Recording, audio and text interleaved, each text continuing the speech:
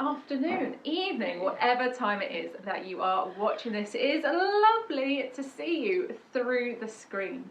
We are super excited because it is nearly Christmas.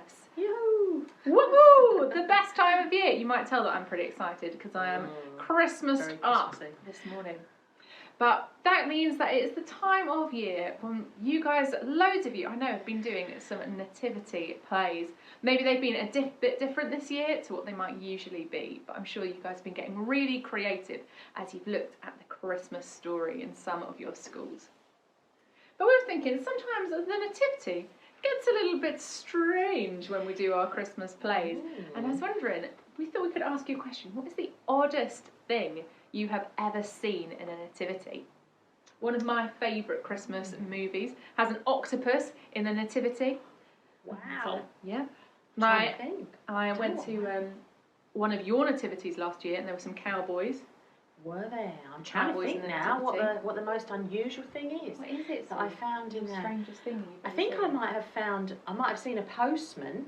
Might have seen a postman in the nativity. Nativity postman. Yeah. Yeah, but I'm sure you guys have seen some really odd things in the nativity before. And if you want, you can pause this video now and maybe have a little chat about some of the strangest or funniest things you have seen in a nativity play. But we're going to carry on, and we're actually going to read a story to you today in which there are some really strange things hidden in this nativity play. So maybe just pay attention while Sue is reading for us and see if you can pick out the bits that are really odd. And actually all of them are there for a reason, and see if you can take note of what those reasons are. So Sue, over to you. Okay. Welcome to our class Christmas play. My name is Sam. I'm your narrator today. And I'm playing Mary, the star of the show. Is everyone comfortable? Then ready. Let's go. Can you see?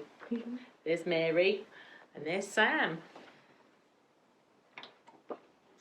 I stroll on the stage past the tall Christmas tree. The whole room of parents is looking at me. You see Mary? I think she's really excited.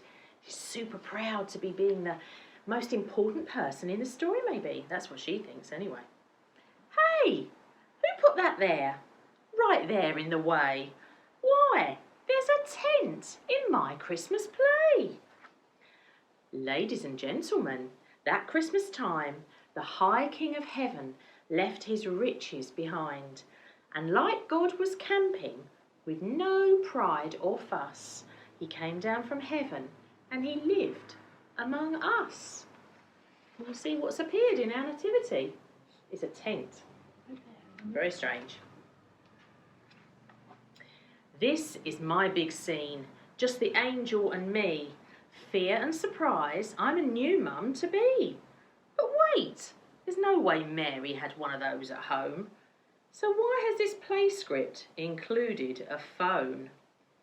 No matter the distance, whatever the place, with video calls we can chat face to face. We might think of Jesus a bit like a phone, showing us God and making him known. Can you spot that? Can you see? She's got a mobile phone on the table there. Very weird. Signpost, check. Luggage, check. We're on our way. Let's nail the travelling scene of the play. Riding to Bethlehem on a... Wait. What? Who thought a lion was part of the plot? When you see a lion, you think of one thing. Strength, might, his power. He's called Jungle King. So don't think of Jesus as just weak and small. He's king of the universe because he rules it all. Very cool. Our journey is over. Next scene is a win. Say it together. There's no room at the inn. Oh no! Why is the audience starting to laugh? Since when did the innkeeper keep extra staff? The more you have power, is generally true, the more you get others to do things for you. But not so King Jesus. He made and rules the earth. Yet just like the waiter, he offers to serve. You see that waiter serving some drinks? That would be nice, wouldn't it? Having a waiter. Yeah, it would, wouldn't it? The famous birth scene with the spotlight on me and Joseph and baby too, just us three. So what is she doing? Did she not rehearse? Everyone knows this scene has no nurse. Don't be surprised. Yes, a nurse does belong. She helps and she heals since she knows what is wrong. Well, so too with Jesus, who came to fix sin, the way that we choose not to treat God as king. You see there's a nurse there. There's some very interesting characters and things turning up in this nativity, Charlotte. I exit the stage now for shepherds and sheep. But look through the curtain, we can take a peep. Tea towels as headdresses, each one has a crook. Hang on, that's a mop she's holding. Look. The effect of our sin is like a stain we can't see. It can't be scrubbed out, not by you and not by me. So Jesus was born to do what we can't do, to clean up our hearts and to make them brand new. You see that? In amongst the shepherds, someone there with a mop. That's definitely another weird thing to find in the Nativity. Now it's the big scene with actors galore. There are dozens of angels out there on the floor. But this scene does not involve having to float. So why is my Nativity boasting a boat? If we know we're in danger, please save me, we shout. Then we trust in the person who helps lift us out. Like a lifeboat that races to you through the waves, here's our rescuer, Jesus. He seeks and he saves. See that big boat? That's massive, isn't it? It's a massive boat. You can rescue a lot of people on that one. I'm back in the stable, but this is all wrong. It should be the wise men who bring gifts along. So what's there to learn then, since clearly tonight there's more to this story than it seems at first sight? The best gift you'll get has no wrapping or tag.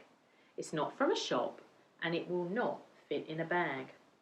The best gift is Jesus, who says, "Be my friend and let me invite you to life without end." Can you see? A big present. It's a giant present. That's exciting. That'd be a fun thing to do. That would. This is Mary talking now. She says, "I used to think I was the star, me alone. I never once asked, why is the manger a throne? But now I can see that it's just the right thing. I'm not the star, it's the rescuing king." Can you see that? It's like the manger is actually a big throne. You can see Jesus laying on the throne. Let's clap all the actors as they take a bow. The nurse with the waiter, the lion standing proud. Tent, phone, throne, boat, mop, gift, all out on the floor. So now, can you tell me what they were all for? Whoa, I wonder if they were paying attention, Charlotte. We're actually going to give you that challenge that the book gave us there at the end. There were 9 strange things hidden in that nativity. So what we're going to do is we're going to ask you guys to pause this video in just a second and see if you can remember all 9 and see if you can remember a little bit of what the story said those 9 different things meant, what they taught us about the Christian Christmas story. So you can pause this video and have that chat now. Awesome. Well done, guys. Don't worry if you couldn't quite remember all of them. There was absolutely loads packed into that story. But it's really interesting because a lot of those things definitely we don't normally see in the Nativity. But all of them taught us a little something about why Christians like Sue and I get so excited about Christmas. I've lost my hat. Oh, your Christmas hat's come off. That's all right. Christmas can carry on with or without the hat. But those are all different parts of what makes Christmas so exciting for us and what makes it so meaningful and important. And you know, I think we can use some of those different odd things to remind us of the big story of the Bible. Because the Christmas story isn't the whole story. It's actually one chapter, smack bang in the middle of a really big story that starts right at the beginning and goes right to the very, very end. It's true. I think perhaps if we take our lion from our nativity first, that reminds us that actually at the beginning of the big story of the Bible, we see God as this king, amazing, powerful king who created the whole world, the Bible tells us. And then maybe we can look at our boat, our lifeboat that came to the rescue. Because the Bible says that early on, after God makes people, they make some mistakes and they turn away from God. And things start to go wrong. They start to need someone to rescue them and to make their lives good and right and whole again. And then maybe we'll go to the gift. That gift that was Jesus. And that is the bit that happens at Christmas, the bit in the middle of the story where God sends his only son, Jesus, as a present to live on earth with us. And then maybe we'll go to the nurse. Because that is what Jesus goes on to do. Just like the nurse came to fix and help in that scene, the Bible tells us that Jesus, when he grows up, he doesn't stay a baby like he is at Christmas, but he grows up and he dies on the cross at Easter to fix the problem of our sin, the problems and the wrong things that we might do. And then maybe, Sue, we'll finish with our throne, the end of the big story of the Bible, which is that one day the Bible says that Jesus will come back again, not as a baby this time, but as a king, a mighty king, like that throne might help us remember to fix everything once and for all. And so that's really important for Sue and I to remember that Christmas isn't just one really fun story with stars and angels and kings and mops and tents and all that fun stuff that we get at Christmas, but it's also part of a big rescue story that Sue and I believe in as Christians. And a brilliant part of that rescue story is the hope that the rescue isn't quite finished yet, and that one day God will come back and fix absolutely everything. And so that hope is part of the thing that we celebrate at Christmas. It is. It is indeed. Now, we're going to sort of leave you guys there, but we'd love to leave you thinking about hope. Because maybe this Christmas might be a bit of a funny one. I'm sure normally this time of year you're hoping for different presents, different gifts, but actually this year there might be some other things that you're hoping for as well. And you know what? Hope is a really good and important thing to have, and it's great to spend some time thinking about the things that we are hoping for. So, Sue, is there anything you're hoping for this Christmas? I hope that all my family stays very well and healthy, and that even though we're not going to meet up, that we're still going to have a good time together in our own little families. That's really nice. What about you, Charlotte? Yeah, I kind of hope that this Christmas will be really special, because even though maybe we won't have some of the things we normally have, I think that we'll all really appreciate what we've got, and it will feel even more special because maybe we have to work a little bit harder to have the Christmas that we want. Yeah. I think sometimes working hard for something makes it seem more special when you get it. Oh, you know what, Charlotte? I've just thought I've got another really big hope, actually. It's not just for Christmas. It's actually for next year, the bit that comes after Christmas, for the new year. And I think we will agree with this hope.